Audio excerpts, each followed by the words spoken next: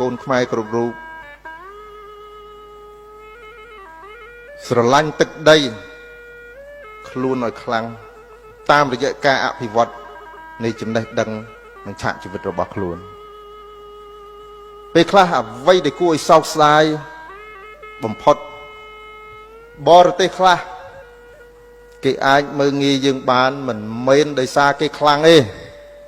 គឺដោយសារយើងវាអន់អញ្ចឹងក្នុងសម័យនេះប្រទេសមួយដែលខ្លាំងគឺមានពលរដ្ឋដែលមានការចេះដឹងអញ្ចឹងដើម្បីរក្សាទឹកដីរបស់យើងពូជសាសន៍របស់យើងឲ្យថិតថេរគង់វង្សបានពលរដ្ឋខ្មែរគ្រប់រូបជាពិសេសយុវជនចំនួនថ្មី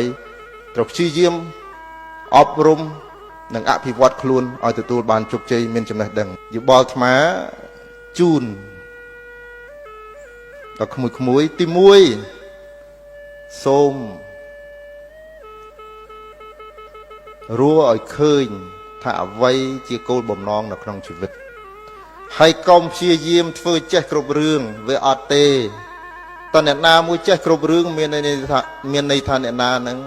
អត់ចេះទាំងអស់រឿងស្អីក៏អត់ចេះអញ្ចឹងមិនតែមួយយើងរៀនតែមួយហើយសម្រួចតែមួយទី2រៀនប្រឈមមុខនិងទទួលយកនៅរឿងរ៉ាវដ៏ច្រើនក្នុងជីវិតហើយកុំបួងសួងឲ្យឆាកជីវិតនេះណាវាស្រួលវាងាយហើយនឹងមានមនុស្សគ្រប់គ្នាមកសង្គ្រោះក្មួយគ្រប់ពេលដែលក្មួយជួបវិបត្តិអត់ទេក្មួយអត់ទេហើយត្រូវចងចាំថាមានមនុស្សដែលចូលចិត្តក្មួយស្ងាត់ហើយនឹងមានមនុស្សដែលស្អប់ក្មួយស្ងាត់ដែរក្នុងនោះអ្នកដែលស្អប់ក្មួយក៏មានសមាជិកនៃគ្រួសាររបស់ក្មួយដែរដែលមិនចូលចិត្តក្មួយហើយនឹងស្រឡាញ់ក្មួយរឿងនេះជារឿងជីវិតពិតប្រាកដមនុស្សលោកគឺអញ្ចឹងបើមិនអញ្ចឹងមិនមនុស្សលោកទេស្អប់ស្រឡាញ់ឈ្នាននេះកន្ទក់កន្ទិញ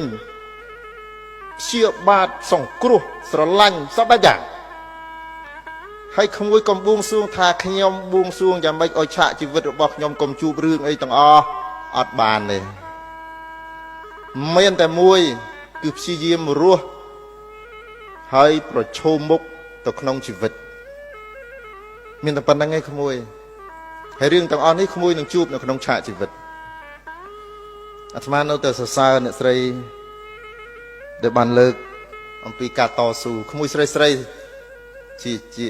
ជាគំរូមួយល្អដែលអ្នកស្រីបានចែករំលែកនេះមួយស្រីនៅក្នុងសង្គមខ្មែរយើងស្ត្រីជាមេដាភពលោកមេដាភពលោកមេដាខ្លាំងឡើងណាមានរឿងអីតែបន្តិចម៉ែស្ដីឲ្យទៅយំដាក់ Facebook អត់ទេកុំហើយជួនកាលក្មួយស្រីខ្លះស្អាតទៅយំដាក់ Facebook មកដូចឆ្មាអោងទៅយំទៅយំបដើញឺស្បោបដើអូចាប់បាត់ហើយខូចសម្រស់អស់ហើយកុំក្មួយកុំ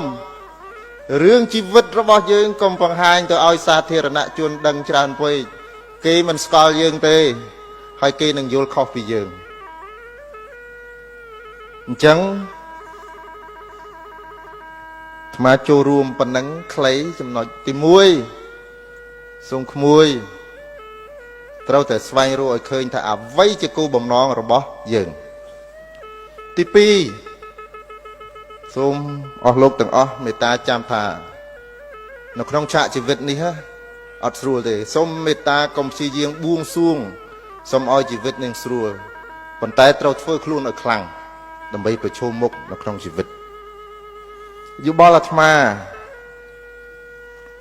ចុងក្រោយជីវិតរបស់យើងនេះមាន2ទី1ចំណេះជំនាញទាំងអស់នឹងចិញ្ចឹមរាងកាយមានន័យថាយើងចេះមានជំនាញមានអីយើងអាច ព្រោះការងាររកអីធ្វើបានចិញ្ចឹមជីវិតបានល្អមានវិឡានៅមានអីមិនអត់ប្រសងទេណាតែគុណអត់មានវិឡាទេនៅក្នុងវត្តហ្នឹង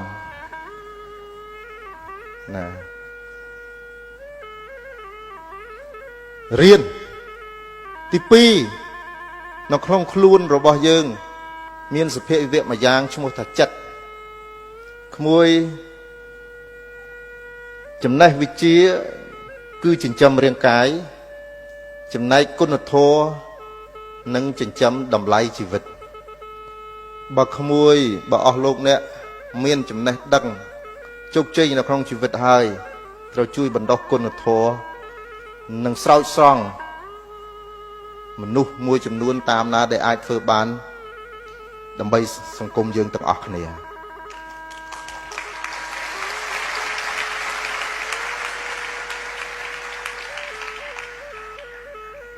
មានតែប៉ុណ្ណឹងតែស្ដាប់ព្រះអង្គទៅដូចអត់មានបង្ហាញរឿងវិធីសាស្ត្ររស់ស៊ីអីសោះអត់មានទេ sorry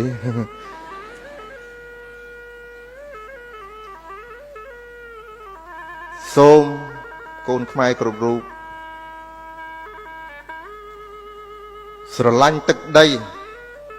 ខ្លួនឲ្យខ្លាំងតាមរយៈការអភិវឌ្ឍនៃចំណេះដឹងនិងឆាកជីវិតរបស់ខ្លួនពេលខ្លះអ្វីដែលគួរឲ្យសោកស្ដាយបំផុតបរទេសខ្លះគេអាចមើលងាយយើងបានមិនមែនដោយសារគេខ្លាំងទេគឺដោយសារយើងវាអន់អញ្ចឹងក្នុងសម័យនេះប្រទេសមួយដែលខ្លាំងគឺមានពលរដ្ឋដែលមានការចេះដឹងអញ្ចឹងដើម្បីរក្សាទឹកដីរបស់យើងពូជសាសន៍របស់យើងឲ្យថិតថេរគង់វង្សបានពលរដ្ឋខ្មែរគ្រប់រូបជាពិសេសយុវជនចំនួនថ្មីត្រូវព្យាយាមអប់រំនិងអភិវឌ្ឍខ្លួនឲ្យទទួលបានជោគជ័យមានចំណេះដឹងសូមអរគុណ